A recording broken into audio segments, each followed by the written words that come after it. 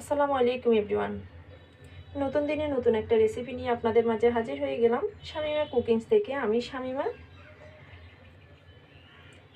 আজকের রেসিপিটা হচ্ছে একেবারে ভিন্ন ধরনের। এই রেসিপিটা সব সময় বানানো হয়, কম বেশি সবার বাসায় বানানো হয়, তবে ঈদ আসলে এই রেসিপিটা একটু বেশি করে বানানো হয় সবার বাসায়। আর সেটা হচ্ছে রোল। আর রোল বানানোর জন্য এখানে আমি কি নিয়েছি, এই যে এখানে নিয়েছি আমি গাজর কুচি, কাঁচামরিচ কুচি, আর নিয়েছি পেঁয়াজ কুচি, আর নিয়েছি চিকেনটা আমি হালকা ভাপ দিয়ে তারপরে একটু ধুয়ে ভালো করে পরিষ্কার করে টুকরো টুকরো করে নিয়েছি। আর এখন আমি কিভাবে পোড়নটা রেডি করতে হয় এ টু জেড সব কিছু আপনাদের মাঝে শেয়ার করব। চলেন তাহলে বন্ধুরা, কথা আর না বাড়িয়ে মূল কাজে যাই। আর বন্ধুরা, এই যে এদিকে আমি চুলায় একটা ফ্রাই প্যান বসিয়ে দিয়েছি, আপনারা দেখতেই পাচ্ছেন। আর ফ্রাই প্যানটা যখন গরম হয়ে আসবে এ পর্যায়ে আমি কিছু তেল দিয়ে দেব। আর এই যে তেলটা যখন গরম হয়ে আসছে ওই পর্যায়ে আমি 4টে এলাচ আর কয়েক টুকরা দারুচিনি দিয়ে দিলাম। শুকনো উপকরণগুলো এভাবে যদি আগে দিয়ে দেওয়া হয় তাহলে একটা ফ্লেভার আসে, ওই ফ্লেভারটা একেবারে পুরো ঘর ছড়িয়ে যায়, একেবারে মোমো করে। আর এখানে এখন আমি পেঁয়াজ কুচিটা দিয়ে দেব। আর এই যে দেখতে পাচ্ছেন পেঁয়াজ কুচি,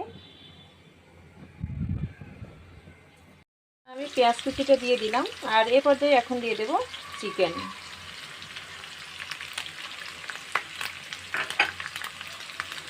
আর এ পর্যায়ে দেব গাজর।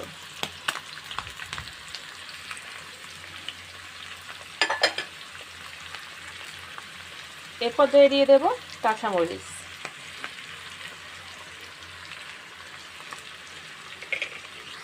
আর এখন দিয়ে দেব 1 চামচ আদা বাটা, 1 চামচ রসুন বাটা।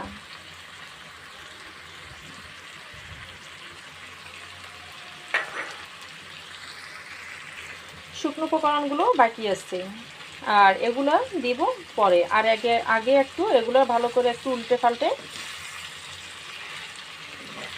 নিই। আর এই যে দেখতে পাচ্ছেন ভালো করে একটু উল্টে পাল্টে নিতেছি।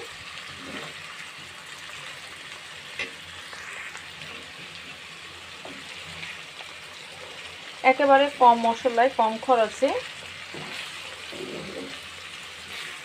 এই নাস্তাটা বানানো যায়। ঘরের কিছু উপকরণ দিয়ে, ঘরের কিছু থাকার জিনিস দিয়ে আমরা এভাবে নাস্তাটা অনেক সহজে নাস্তাটা বানিয়ে নিতে পারি,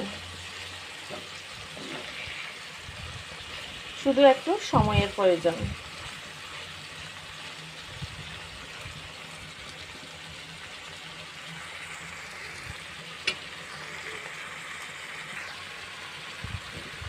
আর এই যে এখানে 1 চামচ জিরা পাউডার, 1 চামচ ধনিয়া পাউডার দিয়ে দিলাম। আর লবণটা দিয়ে দিবেন আপনাদের স্বাদ অনুযায়ী।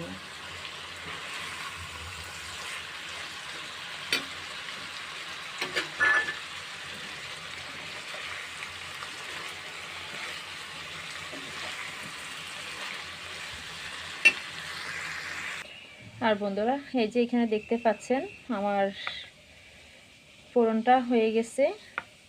গাজর, চিকেন সবটা দিয়ে যে একটা ফোড়ন বানিয়েছি এটা হয়ে গেছে। অফ ক্যামেরা আমি নামিয়ে নিয়েছি। আর এখানে আমি 1 কাপ আটা নিয়েছি। আর আজকে আমি রোলটা বানাবো আটা দিয়ে, দেখতে থাকুন তাহলে। আর আটাটা আমি ছেলে তারপরে নিয়েছি। আর এখানে দিয়ে দেবো এখন স্বাদ মতো লবণ। আর সাথে দিয়ে দিলাম একটা ডিম।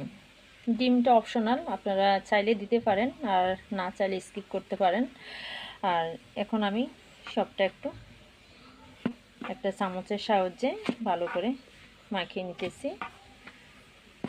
আর এখানে এখন আমি নর্মাল পানি দিয়ে তারপরে বাটারটা রেডি করে নেব। একটু পাতলা, একেবারে পাতলাও না একেবারে ঘনও না। চিতই পিঠার বাটারটা যেভাবে আমরা বানিয়ে থাকি, রেডি করে থাকি চিতই পিঠা বানানোর জন্য, একেবারে সেরকমটা একটা বাটার বানিয়ে নেব। আর পানিটা আপনাদের হাতে রেখে দিবেন একেবারে কম কম করে। আর আপনারা যদি এখানে পানি ইউজ করতে না চান তাহলে নর্মাল দুধও, গরুর দুধও, এখানে গরুর দুধ দিয়ে আর কি বাটারটা রেডি করতে পারবেন।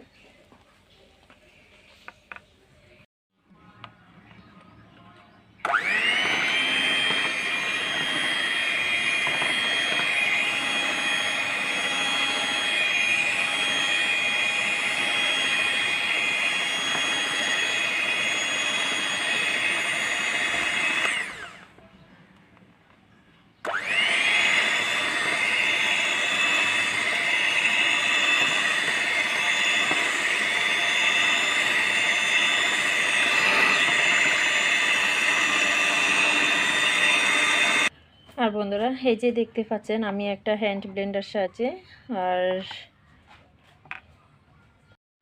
আর বন্ধুরা এই যে এখানে আমি এখন হ্যান্ড বিটারের সাহায্যে বাটারটা তো বানিয়ে নিয়েছি, রেডি করে নিয়েছি একেবারে। আর এখন আমি এখানে চুলায় একটা ফ্রাই প্যান বসিয়ে দিয়েছি, আর ফ্রাই প্যানে আমি 1 চামচ করে আমি বাটারটা দিয়ে একটু পুরো ফ্রাই প্যান জুড়ে একটু একটা রুটির মতো শেপ করে নিয়েছি। দেখতে পাচ্ছেন যে যত বড় আর কি বানিয়ে নেবেন, মানে হয়তো অনেকে ছোট পছন্দ করেন, হয়তো অনেকে বড় পছন্দ করেন, যে যেমনটা পছন্দ করেন সেই অনুযায়ী আর কি রুটিগুলো এক এক করে বানিয়ে নেবেন। আর এই যে দেখতে পাচ্ছেন কতটা সুন্দর করে উঠে যাইতেছে। আর এক এক করে এভাবে আমি সবগুলো রুটি বানিয়ে নিয়েছি। আর দেখতেও মাশাআল্লাহ অনেকটা সুন্দর হয়েছে, একেবারে পাতলা পাতলা। আর ফ্রাই প্যানে হালকা টিস্যু দিয়ে একটু তেলটা ব্রাশ করে দিয়ে দিবেন। আর এই যে আমি এখন এগুলো ঠান্ডা হওয়ার জন্য রেখে দিয়েছি।